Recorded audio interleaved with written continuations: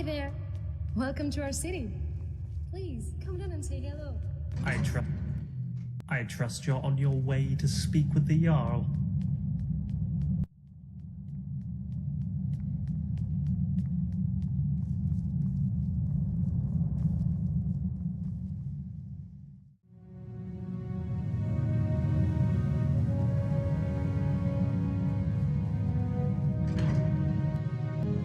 There's a face I don't recognize. Welcome to my city. I'm Jarl Metellus. Tell me, what is your name? It's always exciting to meet a new man. Here's a key to the last vacant chair. I sent you here. I'm not sure what you mean. Well, let's see. This is my handwriting. This is real, isn't it? I've even toyed with the idea of creating. But that's odd. My letter makes no mention of what caused. So the dwarves' law is real, after all. Just as we always suspected. But you know who broke it? Who was the culprit? You? But why? What did you do? You just... Gods! What is wrong with you? Well, it seems you've been given a second chance. I trust you won't make the same mistake. Now, assuming you can control yourself this time, I need you... You must... As Jarl, I authorize you to go. I can't promise. And of course... Now what do you say? Will you help me? Thank... If it helped... Goodbye for now. And good luck. I don't need to tell you what will happen if you fail. Oh, a new person. I'm Luki. I'm what passes for an alchemist and healer around here. I'll be honest, I don't much care for dealing with people, or healing them, and I wouldn't trust anyone else around here with the responsibility. And I guess somebody's gotta do it, right?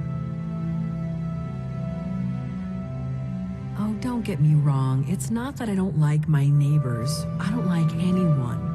Stupid, untrustworthy, selfish, ugly creatures we humans are. But you know what? At least down here, people are on their best behavior most of the time, what with the dwarves' law and all. I mean, people are still bastards, but at least they have to be discreet about it. Nobody's openly violent, and nobody's ever stolen anything from me. All right. See you soon, neighbor.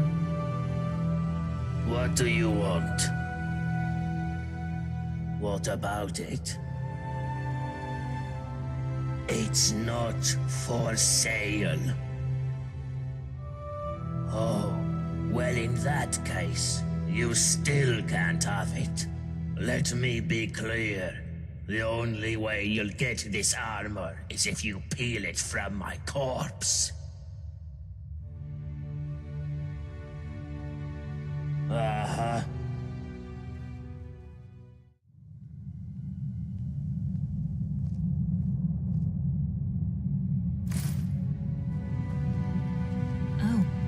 Oh, it's you.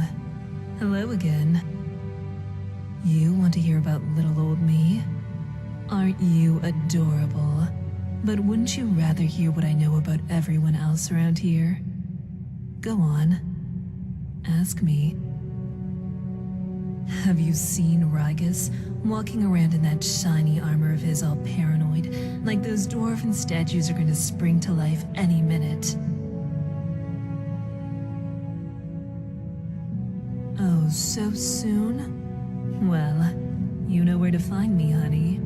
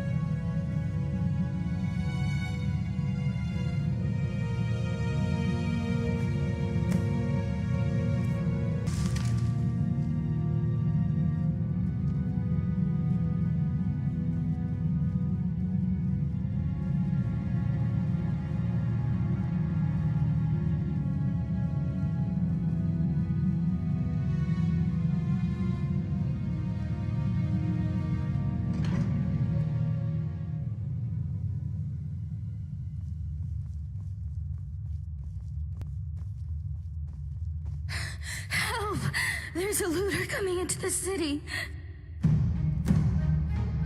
I saw a man come down the shaft, but he was armed and he looked like a looter. If he makes it into the city and starts attacking people, he'll break the dwarves' law, and who knows what will happen. You have to stop him. Everybody, go home and lock your doors.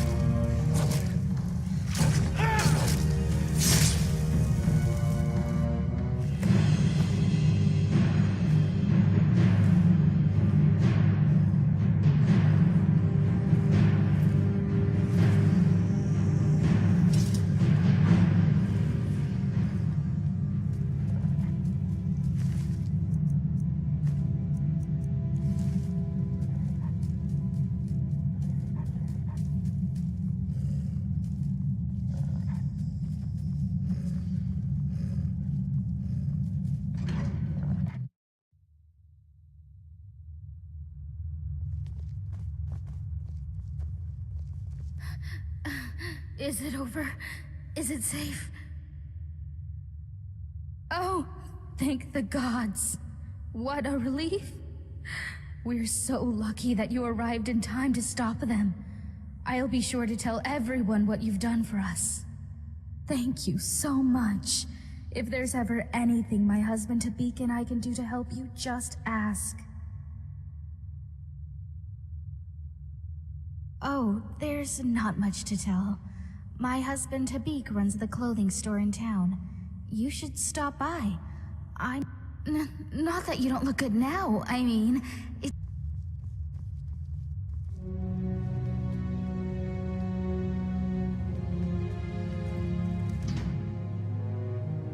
Hello, neighbor.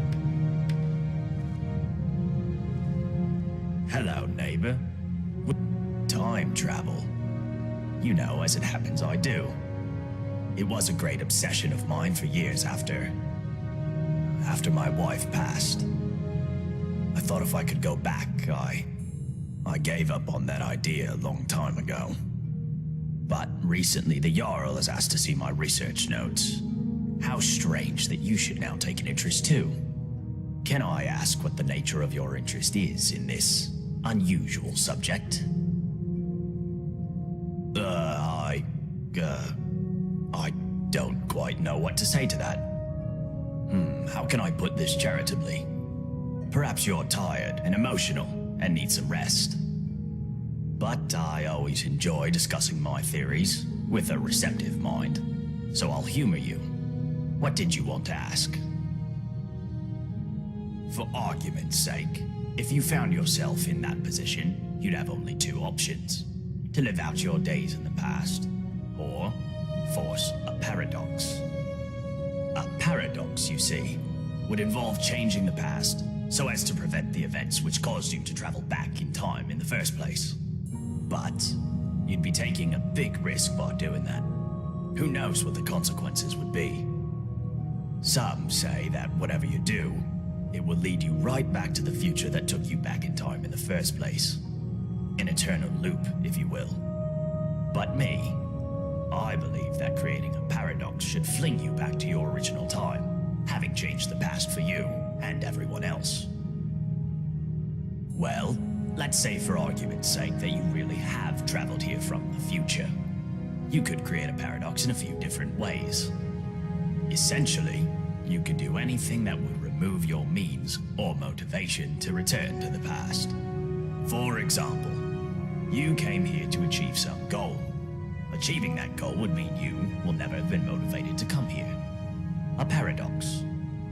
Or, if the thing that allowed you to travel back in time is still here, as a past version of itself, you could simply destroy it, I suppose. That would mean, of course, that you will never have been able to travel back in time. Another paradox. But doing so could have terrible consequences. But if you really are from the future, as unlikely as that is, telling me or anybody else what happens next could have disastrous consequences too. I think it's best if we talk about something else.